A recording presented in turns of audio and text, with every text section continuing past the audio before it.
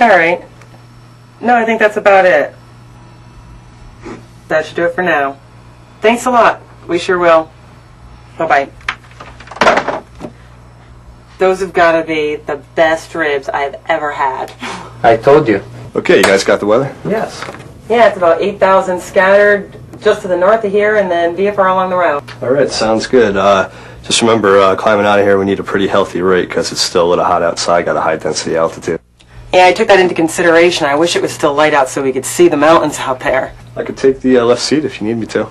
Yeah, right. No, I think I got it. Okay, so we're going to positive rate of climb and gear up and then establish best angle. You know what that is, right? The rate at which an airplane climbs the most altitude in a given distance. All right. Don't pull my leg. 89 knots. Okay, good. Positive rate, gear up, and clean up the airplane, and then best angle. Yep. Anything else? You tell me, Captain. Nah, I think we're ready to go. Hey guys, look at this. It's a very good deal for Tomahawk. Yeah, right. Like he could afford it. Oh, come on.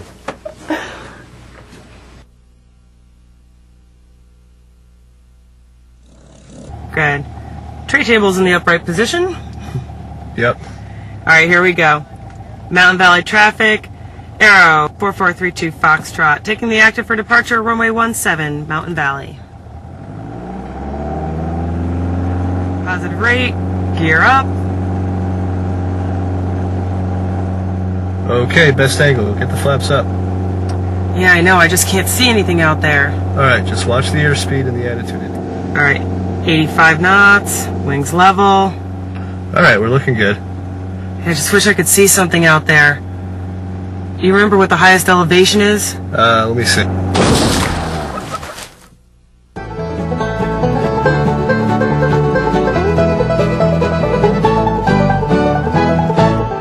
The accident portrayed in that scenario actually happened. The pilots and their passengers were fortunate indeed to walk away from the deadliest takeoff accident scenario. Less than 6% of takeoff accidents occur at night, but more than 36% of fatal takeoff accidents occurred in hours of darkness. The pilot and co-pilot failed to note the departure instructions, which called for a turn after takeoff instead of climbing straight out as they did. The plane came to a stop just a few feet below the ridgeline. Incidentally, maybe you noticed the gear light. It's more than I can say for the pilot and co-pilot. The pilot raised the gear handle, but because she hadn't disabled the automatic gear extension system, it wouldn't retract. See, the system is designed to assure pilots don't have gear-up landings by automatically dropping the gear below a set speed, or leaving them down if they're already there. Could the extra drag created by the gear have made the difference between clearing the ridge or landing in a tree? Well, we'll never know. What we do know is that a night takeoff is one of aviation's most dangerous evolutions. If you're flying from an airport in a sparsely populated area, once you take off, you'll have no outside visual reference. And the cues the body gives you give erroneous sensations about which direction is up. For example, the acceleration of takeoff gives a sensation that you're pitched up. That may lead a pilot to lower the nose and run into the ground. There may also be obstructions around that you can't see. A night landing is one of aviation's greatest challenges. They're complicated by the lack of depth perception we have at night, along with other optical illusions. A wide runway may appear closer than it is, causing a pilot to try to land in the air. A narrow runway may appear farther below you than it is, and may cause pilots to fly the plane into the runway. Because of optical illusions, the approach path at night tends to be flatter, so there's a greater possibility of hitting obstructions. Here's where approach slope indicators are most appreciated. Use the VASI or follow ILS glide slope cues to stay on the glide path and out of the trees. Unfamiliar runways without glide slope indicators are best avoided at night. This is not the time to go into short field airports. Your vision is degraded, fatigue may be a factor. It's all working against a safe outcome.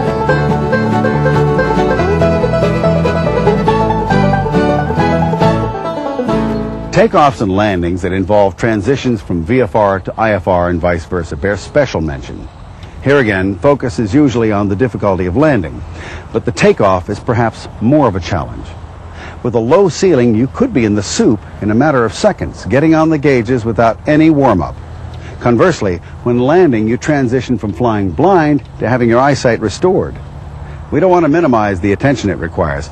We just want you to realize that takeoff into IMC requires at least as much respect.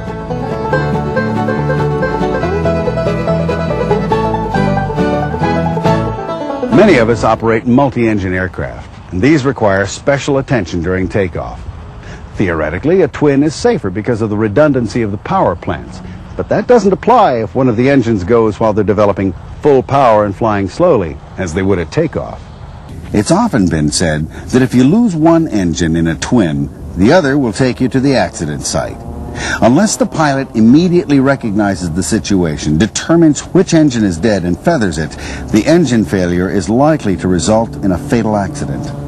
As the plane quickly approaches stall speed, the asymmetric thrust from the one working engine pulls the aircraft over onto its back. Redline defines the VMC, minimum controllable airspeed. If you lose power during takeoff below redline, you have no option but to pull back the power on both engines and land straight ahead. Concentrate on control. Many planes have rolled over from the asymmetric thrust before the pilot could wrestle them back to the ground. The blue line marks the single-engine best rate of climb speed, VYSE. At that speed, you'll be able to maintain control and, depending on density, altitude, and load, you may be able to climb on one engine. But these are no guarantees. As a matter of practice, no light twin does well in single-engine climbs, and if it's a hot day or a high airport, the airplane may not even maintain altitude. The speed between the red and blue line is where the art of flying can save your life. In this thin slice of the airspeed indicator, pilot skill makes the difference between a hangar tail and an NTSB accident report. Stay current in single-engine emergency procedures. Expect to lose an engine. Consider periodic simulator training.